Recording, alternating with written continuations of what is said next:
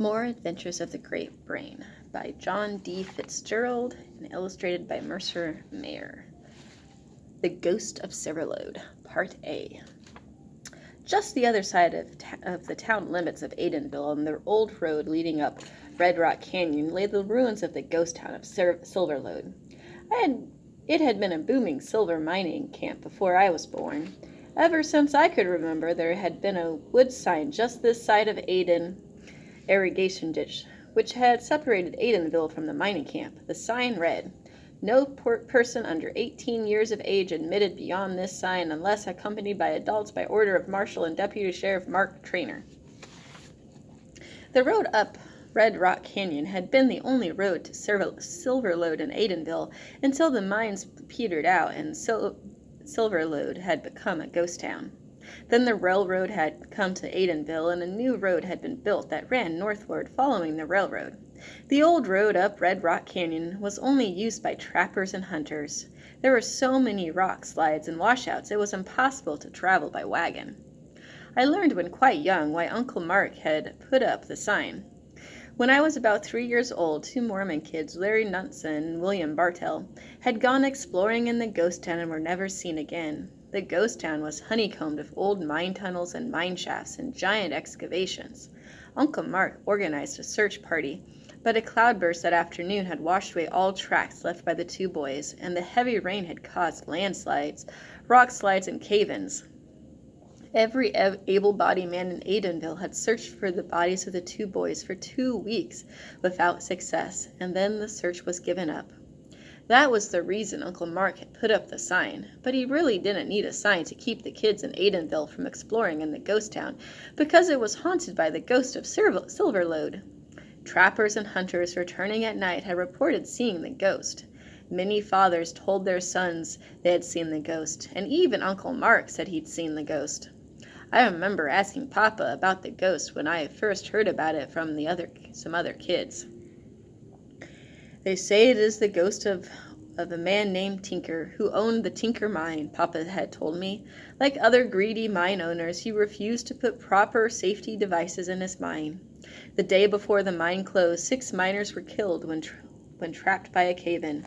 The miners who escaped lynched Tinker before the marshal could prevent it. And the miners who lynched Tinker put a curse on him that he would never know peace and death and would haunt Silverlode forever. They say his ghost comes up from his grave at night and roams the ghost town. "Have you seen the ghost?" I asked. "No, J.D., Papa had answered. But even without a ghost, Silverlode is no place for you or your brothers unless I am with you. What happened to Larry Knutson and William Bartell could happen to any boy foolish enough to go exploring there." I sure as heck wasn't going to take a chance of being buried alive or meeting up with a ghost. The ghost was welcome to his ghost town as far as every kid in Aidenville was concerned, until just a couple weeks before my brothers were to leave for school in Salt Lake City. It started on a Saturday afternoon. It was raining too hard to go swimming. Some of the kids came to our barn to play, as they often did when it was raining. Seth Smith showed up with his eyes all red. "Are you sick?" Tom asked, as Danny Forrester, Sammy Leeds, Parley Benson, Basil, and I crowded around him. "I didn't sleep all night," Seth said.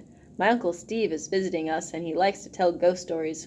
He was telling us some last night before I went to bed. I was so scared I was afraid to close my eyes all night." "There is no such thing as a ghost," Tom said. Sammy looked at my brother as if Tom had just said there was no sun in the sky. "How about the ghost of Silverlode?" he asked. "My own pa told me he'd seen the ghost." "And mine," Danny said. "My pa too," Seth said. "I don't care what your fathers think they saw," Tom said. "There is no such thing as a ghost." Sammy got angry. "Are you calling my pa a liar?" he demanded. "I'm not calling any of your fathers a liar," Tom said. "All I'm saying is there is no such thing as a ghost, and there is a perfectly logical explanation for what they think they saw." "But," I protested, "Uncle Mark says he saw the ghost, and he is a marshal and deputy sheriff." Tom could sure be stubborn at times. "I don't care what Uncle Mark or anybody says. My great brain tells me there is no such thing as a ghost." Sammy got that sly, city slicker look on his face. "Have you ever been to Silverlode at night?" he asked. No, Tom admitted, but my father took me and my brothers there in the daytime once. Everybody knows that ghosts only appear at night, Sammy said.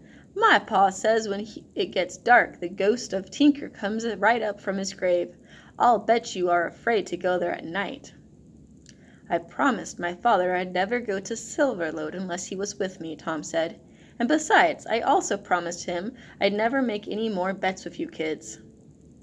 A poor excuse is better than none, Sammy said with a sneering look. That got to Tom. If I went there alone at night and came back and told you kids there was no ghost, who would believe me? He asked. The only way I could prove it would be to have witnesses. All right, Sammy, are you willing to go there at night with me and be a witness? Poor old Sammy suddenly lost his sly look. Why me? He asked. The more witnesses the better, Tom said. All of you meet me here after curfew, Monday night, and I'll prove there is no such thing as the ghost of Silverlode. I figured Tom had neatly turned the tables on Sammy. None of the kids in their right minds would meet him, but I was wrong. Parley Benson pushed his coonskin cap to the back of his head. He patted the bowie knife in the scabbard on his belt. I'm not afraid, he said. I'll meet you. Tom looked at Parley with surprise, but only for a second. How about you other fellows? He asked. The more witnesses, the better. The other kids either had to volunteer or admit they were cowards. I'll be there, Sammy said, but sure didn't look pleased with the idea. Me too, Danny said. I'm game if the rest of you are, Seth said, and sounded as if he was pronouncing his own death sentence. Me no afraid to go, Basil said, but I can't sneak out of my room. Basil was right. He lived in an apartment above the Palace Cafe. Even if he jumped from the second-story window of his bedroom and didn't hurt himself, he could never get back in his room. Tom looked at the rope ladder leading up to his loft. You can borrow my rope ladder, he said. Tie it to your bed or something and use it to get out and back into your bedroom.